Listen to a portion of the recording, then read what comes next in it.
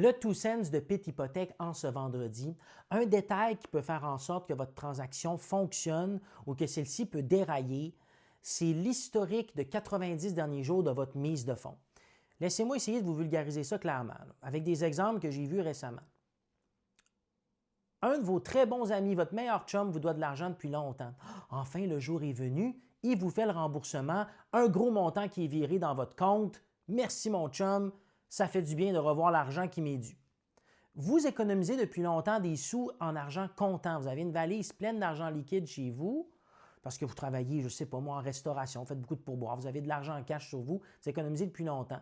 Vous voulez utiliser cet argent-là pour votre projet d'acquisition. L'argent comptant, on ne peut pas l'utiliser.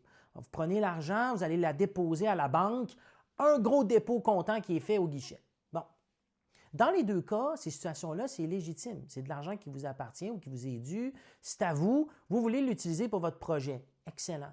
Mais si on veut utiliser cet argent-là comme mise de fonds, la banque, si elle voit des gros dépôts dans vos comptes qui vont être utilisés pour la mise de fonds de votre projet, dans les 90 derniers jours, qui voient des gros montants, ils vont vous demander d'où vient l'argent.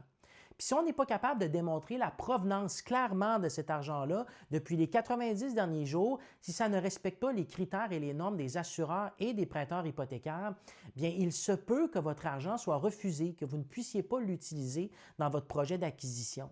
Donc, un don familial bien documenté, excellent, ça fonctionne.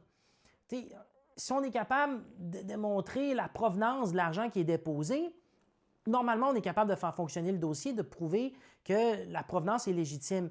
Mais des gros dépôts d'argent comptant, des virements entre amis sans réelle raison ou autre que il me devait de l'argent, ça amène des soupçons, ça amène des risques que cet argent-là soit refusé. Alors les amis, s'il vous plaît, 3 mois avant votre projet d'acquisition, le moins de mouvements possible dans vos comptes pour la provenance de la mise de fonds, c'est ça la clé. Vous savez quoi faire.